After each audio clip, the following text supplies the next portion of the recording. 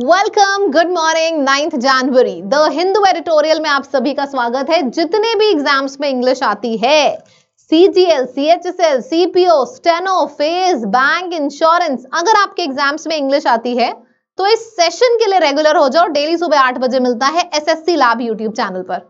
ठीक है, तो चलिए शुरू करते हैं। वोकैबुलरी, पहला वर्ड है ओवरवेल्म्ड। ओवरकम बाय इमोशंस और सिचुएशंस, मतलब जब आप किसी सिचुएशन को कंट्रोल नहीं कर पाते हो, इतना ज्यादा खुश होते हो, आंखों से आंसू निकलने लगते हैं, ओवरवेल्म्ड सिचुएशंस है। ठीक है, किसी चीज के अभिभूत होना, ओवरकम, स्वैम्ड, स्टन्ड, मतलब बहुत ज्यादा खुशी। फिर आ जाएगा इसका ऑपोजिट, दिमाग एकदम शांत है, काम है, पीसफुल है, सेरीन है, रिलैक्स्ड है, ये सब आ जाएगा। ठीक है, फिर आपके पास आ जाएगा अक्यूट। अक्यूट का मतलब होता है बहुत ज्यादा सीरियसनेस, बहुत ज्यादा सीरियस सिचुएशन है तो हम बोलते हैं अक्यूट सिचुएशन है। तीव्र, इसको हम सीवियर बोल सकते हैं, शार्प बोल सकते हैं, एक्सक्रूशिएटिंग बोल सकते हैं, क्रिटिकल बोल सकते हैं, बहुत ही ज्यादा प्रोफाउंड सिचुएशन है तो आप प्रोफाउंड बोल सकते हो। फिर इसके बाद पियर्सिंग बोला जा सकता है, पियर्सिंग बोला जा सकता है। पियर्सिंग हो गया, प्रोफाउंड हो गया, तीव्र, शार्प, सीवियर, क्रिटिकल, एक्सक्रूशिएटिंग, ये सारे वर्ड्स आ सकते हैं। राइट, तो ये हो जाएगा अक्यूट। ऑपोजिट हो जाएगा ब्लंट। एक तरफ शार्प है तो शार्प का उल्टा क्या होगा? ब्लंट, डल, माइल्ड, ये सब हो जाएगा। नेक्स्ट वर्ड आपके पास आ जाता है, next word of the session is, पहले बताओ ओवरवेल्म्ड और अक्यूट अच्छे से आप सभी लोगों को याद हो गया है। So next word of the session is awash. इसका मतलब होता है भरा हुआ, फिल्ड विद समथिंग। जैसे ऐसे समझो, वॉश, वॉश पानी से वॉश करते हो और पानी से रिलेटेड है तो याद कर लो भरा हुआ है। सो अवॉश मतलब किसी चीज से भरा हुआ। फ्लडेड विद इमोशंस, इतना ज्यादा है कि पानी बह रहा है, ओवरफ्लो हो रहा है। सो दूसरा वर्ड आ जाएगा ओवरफ्लोइंग। तीसरा वर्ड आ जाएगा ड्रेंच्ड। तो क्या क्या हो गया? फ्लडेड है, ओवरफ्लोइंग है और ड्रेंच्ड है। इसका मतलब होता है अवॉश, यानी कि बहुत ज्यादा भरा हुआ। ऑपोजिट हो जाएगा एम्प्टी है, ड्राई है, पार्च्ड है, खाली है। ठीक है, क्लियर है? खाली को हम बैरन लैंड भी बोल सकते हैं, बैरन लैंड है। Flooded, overflowing, drenched, angled. आपने एंगल्ड वर्ड सबने सुना है? बताओ सभी लोग, कमेंट में लिख के बताइए, फटाफट लिखते रहा करिए कमेंट में। एंगल्ड हो गया, इनंडेटेड हो गया, इनंडेटेड हो गया। अब मैं ऐसा करूंगी ना, आगे पूछ लूंगी आपसे, भरे हुए को बताओ क्या बोलते हैं। आप नए नए वर्ड्स बताना, अवॉश बताना, एंगल्ड बताना, इनंडेटेड बताना, इन सब का मतलब होता है भरा हुआ। ठीक है, दूसरा वर्ड है एजिस। इसका मतलब होता है प्रोटेक्शन और सपोर्ट फ्रॉम समबडी। ठीक है, किसी चीज के संरक्षण, मतलब शील्ड आपको मिली है, आपको कवरेज मिला है, बैकिंग है, डिफेंस सिस्टम आपका बहुत ज्यादा स्ट्रॉन्ग है तो इसको बोलते हैं डिफेंस है, सपोर्ट है, और क्या बोल सकते हो, शील्ड है। शील्ड मतलब जैसे आपने कभी देखा होगा, जब कोई भी मूवी देखी होगी, महाभारत देखा होगा, तो उसमें ऐसे करके वो शील्ड पकड़े रहते हैं, बुलवर्क बोलते हैं उसको। बुलवर्क भी एक हो गया, शील्ड है और सपोर्ट है, बैकिंग है, इन सबको बोलते हैं एगिस। ठीक है, ऑपोजिट हो जाएगा threat, harm, danger, peril, peril, imperil, peril है, इम्पेरिल है, तो ये सारे वर्ड्स इसके ऑपोजिट हो जाएंगे। ठीक है, आगे बढ़ते हैं। पैथोजेंस, पैथोजेंस का मतलब होता है रोग जनक, यानी कि जर्म, रोग को पैदा करने वाला। जनक मतलब पैदा करने वाला, किसको? रोग को, तो रोग जनक हो गया, जर्म्स है, बैक्टीरिया है। ऑपोजिट हो जाएगा क्योर, एंटीडोट। अब आप मुझे बताओ, एक मैंने ए वाला वर्ड बताया था जिसका मतलब होता है भरा हुआ, एक मैंने बताया था ए वाला जिसका मतलब होता है भरा हुआ, एक मैंने आई बताया था और एक मैंने ई बताया था तुरंत। जल्दी से कमेंट करते रहो फटाफट। एक ए, इसका मतलब होता है भरा हुआ, तो एक हो गया आपका अवॉश, एक हो गया आपका इनंडेटेड, इनंडेटेड याद है सभी लोगों को, और एक आपका हो गया इंगल्फ्ड, इसका मतलब होता है भरा हुआ। अच्छा, सर्ज का मतलब होता है सडन इंक्रीज, किसी चीज में एक अचानक से बढ़ाव आ जाए। जैसे परफॉर्मेंस में 50 में से आपके 20 नंबर 20 नंबर 20 नंबर आ रहे हैं, एकदम से 40 आ जाए, सडन इंक्रीज, तो उसको सर्ज बोलेंगे। राइज, स्पाइक, इंक्रीज, ऊपर के डायरेक्शन में चीजों का बढ़ना, ये हो जाएगा। ठीक है, इसका ऑपोजिट हो जाएगा डिक्लाइन, डिक्रीज या फिर ड्रॉप।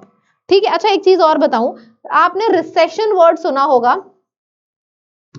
रिसेशन हो गया, ई डबल बी एब हो गया। सो रिसेशन, एब, इन सब का भी मतलब होता है डिक्लाइन। अच्छा, ये वर्ड हम कैसे याद करेंगे? जब किसी के अंदर एब आ जाती है तो सारी अच्छी चीजें उससे दूर चली जाती हैं, वो बुराई की तरफ भाग जाता है।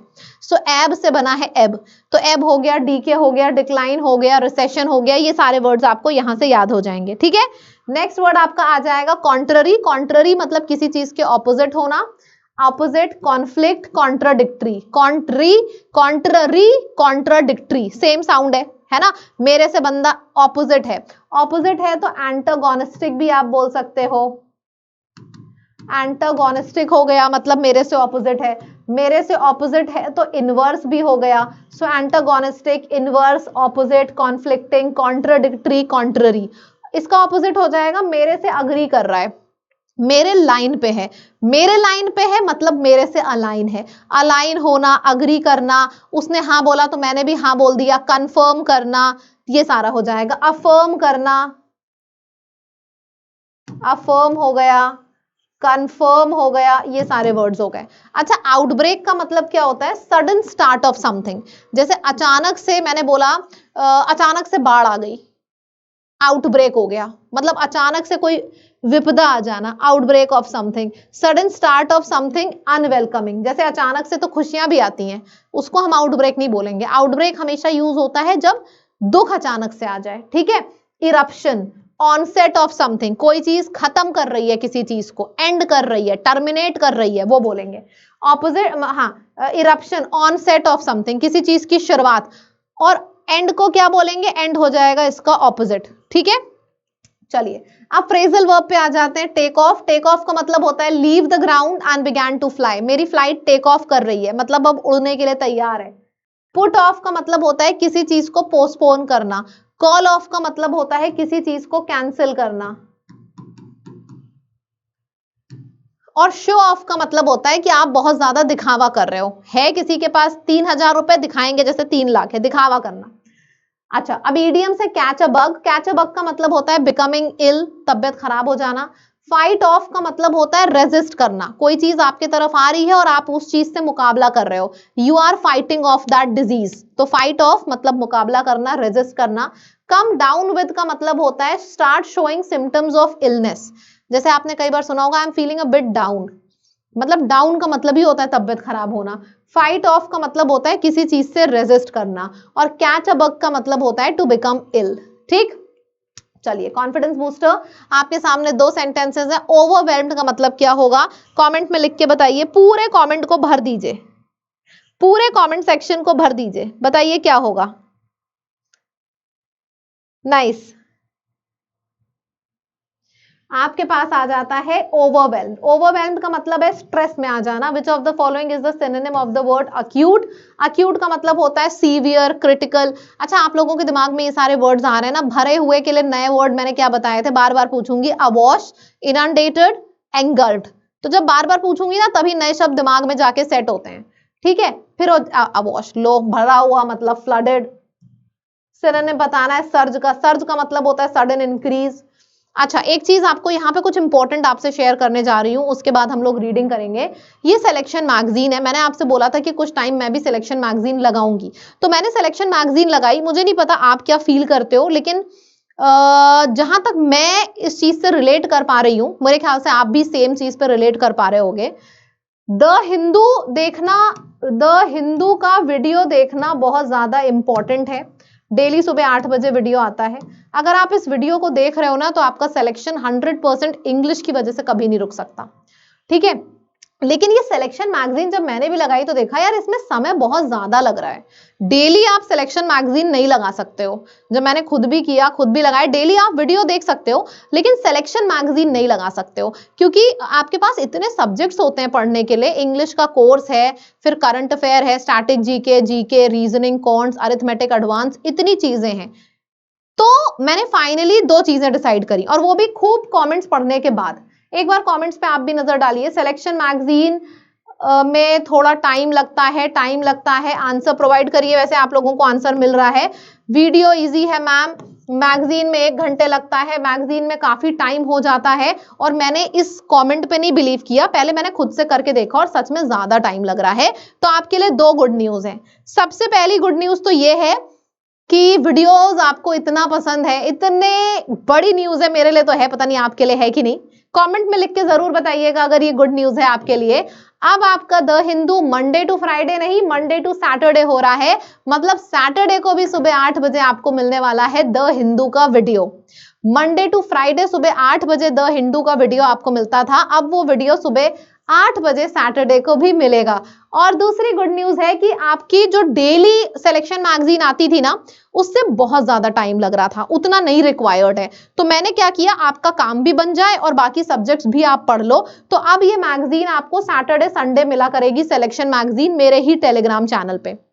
ठीक है, सो मंडे टू सैटरडे हम एकदम डट के पढ़ाई करने वाले हैं और सैटरडे संडे सिलेक्शन मैगजीन लगाएंगे। ठीक है, और आप सोच रहे होगे कि मेरा कुछ छूट ना जाए, मेरा सिलेक्शन होगा कि नहीं। अगर आप इस क्लास में रेगुलर हो, सुबह 8 बजे डेली आ रहे हो, तो आपका 100% सिलेक्शन इंग्लिश की वजह से तो कभी नहीं रुकेगा। ठीक है, मुझे कमेंट में लिख के जरूर बताइएगा कि ये मैंने बोला था ना, मैं आपके एक एक कमेंट्स के लिए बहुत कंसिडरेट होती हूँ, पढ़ती हूँ, समझती हूँ। तो मंडे टू सैटरडे, क्योंकि आपको वीडियोस बहुत पसंद आ रहे हैं, Monday to Saturday the Hindu होगा, 1 दिन और एक्स्ट्रा मिलेगा आपको। और सिलेक्शन मैगजीन भी आपको मिलेगी, बंद नहीं हो रही है वीकेंड पे, यानी कि सैटरडे संडे। ठीक है, और सैटरडे संडे अब मैं इसको दे रही हूँ, जब वीडियो मैं आपको दूंगी, जब ये मैगजीन आपको मिलेगी, पूरा एक एक सवाल लगाना। अब ये ना करना कि मैंने आपके बारे में सोचा, आपने बिल्कुल ही छोड़ दिया, ये मत करना। ठीक है, चलिए रीडिंग कॉम्प्रिहेंशन करते हैं। Nothing alarming on China HMPV cases. बहुत ज्यादा जो हुहल्ला मचा हुआ था चाइना में, ये हो गया, अरे कोरोना की तरह फैल रहा है, भाग रहा है, भाई ऐसा कुछ नहीं है। इसके ऊपर आज का पैसेज है, चलिए एक एक करके लाइन पढ़ते हैं। ये पूरा पैसेज आपके सामने है, पैसेज का स्क्रीनशॉट जरूर से ले लो। स्क्रीनशॉट लेने से ना आपको खुद को भी आसानी होगी, अगर आप खुद से रिवाइज करके पढ़ना चाहो तो। 5 years after the SARS-CoV-2 virus overwhelmed, मतलब ये वायरस को फैले 5 साल हो चुके हैं हॉस्पिटल्स में। कहां पे फैला था? वुहान, चाइना में। अभी क्या है, अक्यूट रेस्पिरेटरी डिजीजेस जो कि वायरस की वजह से हो रहे हैं। ह्यूमन मेटान्यूमो वायरस यानी कि HMPV वायरस चिल्ड्रन में पाया जा रहा है और एल्डरली, बड़े लोगों में पाया जा रहा है। एंड इन्फ्लुएंजा रेस्पिरेटरी सेंशियल वायरस यानी कि RSV, ये भी वायरस पाया जा रहा है कंट्री में, यानी कि चाइना में, स्पेशली इन इट्स नदर प्रोविंसेस, ज्यादातर नॉर्थ साइड में। तो अभी बताया जा रहा है सार्स के बारे में कि ये 5 साल पहले पाया गया था। अभी ये RSV और HMPV वायरस चाइना में पाए जा रहे हैं, चिल्ड्रन और एडरली में, स्पेशली चाइना के नदर्न हिस्से में, अभी ये बोला गया है। हाउएवर, जो एक बढ़ोतरी आ रही है अक्यूट रेस्पिरेटरी डिजीजेस में, इज नॉट अनयूजुअल। मुझे ये लाइन बहुत मस्त लगी। आपको पता है, इज यूजुअल को लिखने का थोड़ा स्टाइलिश तरीका है, इज नॉट अनयूजुअल लिख दो। ठीक है, आपको सुनने में भी बड़ा अमेजिंग लग रहा होगा ना, वही चीज यहां पे करी गई है। ये जो एक्यूट रेस्पिरेटरी डिजीज है, is not unusual. Not unusual को आप सिंपली यूजुअल भी बोल सकते हो। ठीक है, तो जो एक्यूट रेस्पिरेटरी डिजीज है, ये यूजुअल है, क्लियरली स्टेट कर दिया है पैराग्राफ में। अब किसी की भी वीडियो से डरना मत, ये वहां पे एक्यूट रेस्पिरेटरी डिजीज होना यूजुअल है, स्पेशली इस समय इस साल जब हल्की सी ठंड होती है। Chinese official the overall number of cases, और एक चाइनीज ऑफिशियल्स ये भी बोल रहे हैं कि अगर हम सारे नंबर ऑफ केसेस 2024 के काउंट करें, हर जगह इंडिया में और बाकी कंट्रीज में फैला हुआ है कि वायरस बढ़ गया, कंट्री में बढ़ गया, लेकिन चाइना बोल रहा है कि अगर हम अपने 2000, चाहे जितना भी बढ़ गया हो, लेकिन अगर हम अपने 2024 के केसेस को काउंट करें तो वो नंबर छोटा आएगा 2023 से। ठीक है, मतलब चाइना ने कंफर्म कर दिया है कि ये नॉर्मल है, दिस इज नॉर्मल। इस कंडीशन में थोड़ा बहुत वायरस फैलता है, पर इतना नहीं फैला है। Surprisingly, while the World Health Organization and the US Center for Disease Control and Prevention, इतनी बड़ी लाइन है लेकिन है खाली 2 नाम, तो ये दोनों organisation have not raised a red flag। इन लोगों ने भी अभी अलार्मिंग सिचुएशन नहीं बनाया है। रेड फ्लैग का मतलब होता है कि अलार्मिंग सिचुएशन है, जैसे कोरोना के टाइम पे था, तो इन दोनों ने भी रेड फ्लैग नहीं उठाया है। There is almost nil reporting in the international media। Internationally world में भी ये चीजों का कवरेज नहीं हो रहा है। इंडिया मार्केट में फ्लडेड है, वर्ल्ड में किसी और कंट्री में नहीं हो रहा है, लेकिन इंडिया में ये न्यूज काफी फ्लडेड है। HMPV आउटब्रेक इन चाइना, मतलब चाइना वाले चिल बैठे हैं, दुनिया में बाकी कंट्रीज चिल बैठे हैं, लेकिन इंडिया में ये चीज ज्यादा फैली हुई है HMPV वायरस, जो कि चाइना ने खुद बोल दिया this is normal, this is usual, tension की कोई बात नहीं है। एक रीसेंट मीटिंग हुई है joint monitoring group under the Agassiz of the union health ministry noted that the situation in China is not unusual, मतलब यूजुअल सिचुएशन है, फिर से बोला है कि यूजुअल सिचुएशन है इन view of the ongoing flu season, और वो बोल रहा है यूजुअल है, और ये बोल रहा है कि ऑनगोइंग फ्लू सीजन है, इसमें थोड़ा बहुत होता है यार, and the usual pathogens that are expected during the season, ये सारे यूजुअल पैथोजेंस हैं जो एक्सपेक्टेड है कि इस सीजन में चाइना में होते ही होते हैं, are causing the present surge, और उनकी वजह से थोड़ा सा राइज आ रहा है, लोगों की जो तबियत खराब हो रही है थोड़ा सा राइज फील हो रहा है, तो वो उनकी वजह से हो रहा है, एक्सपेक्टेड ड्यूरिंग द सीजन। ठीक है, फिर the HMPV virus was first identified in children in 2001, ये HMPV वायरस ऑलरेडी एक बार आइडेंटिफाई हो चुका है 2001 में चिल्ड्रन में। तो समरी क्या है, समरी मुद्दे की बात यह है कि 5 साल पहले ये वाला हुआ था, अभी ये दोनों वायरस चाइना में फैल रहे हैं, लेकिन चाइना ने बोला है कि इस सीजन में तो फैलते ही फैलते हैं यार, कोई टेंशन की बात नहीं है, और इंटरनेशनली कोई घबरा भी नहीं रहा है इंडिया के सिवा, इंडिया में बहुत हो हल्ला है, चाइना ने भी ये चीज बोल दी, लेकिन ऐसा टेंशन वाली कोई भी बात नहीं है। ठीक है, चलिए अब आप लोग आंसर बताओ, इस क्वेश्चन का आंसर क्या होगा, सभी लोग बताएंगे। Which virus is currently contributing to the increase in acute respiratory diseases? Influenza, HMPV, RSV या फिर SARS-CoV-2? HMPV, इसी के ऊपर बहुत न्यूज भी चल रही है इंडिया में, बहुत से वीडियोस भी बहुत से लोगों ने लिए हैं। When was the human metapneumovirus HMPV first identified and in which country? 2001 में हुआ था, मुझे ये तो याद है क्योंकि मुझे ईयर याद था, एंड में आया था ये ईयर, 2001 नीदरलैंड्स में हुआ था। ठीक है, अब मैं आपको बताने जा रही हूं, ये जो वर्ड्स हैं मैंने आपको लिस्ट तुरंत दिखा दी, इस लिस्ट में कोई भी 3 वर्ड्स उठाओ, एनी 3 या 4, और कमेंट में इनका मीनिंग लिख दो, बहुत मजा आती है, लगता है यार कि हम कनेक्टेड हैं, एसोसिएटेड है, मैं बोल रही हूँ आप लिख रहे हो, आप बात मान रहे हो, ठीक है, तो जरूर से लिखिएगा, और एक लाइन में ये जरूर लिख के बताया करिए मीनिंग लिखने के बाद कि आपको सेशन कैसा लगा। ठीक है, ऑल्सो अगर आप में से किसी से भी कल रात का कामयाबी, कल रात 8 बजे ये इवेंट हो चुका है, अगर आपका ये इवेंट आपने मिस किया है तो जरूर देख लो, बहुत अमेजिंग चीजें कामयाबी में लॉन्च हुई हैं, जरूर देखिएगा। ठीक है, इस इवेंट को जाके, और चैनल को सब्सक्राइब करना ना भूलें। कल फिर से आपसे मुलाकात होती है सुबह सुबह 8 बजे। ठीक है, कमेंट करके बताइएगा, और वीडियो पसंद आया तो लाइक जरूर करिएगा। Thank you so much.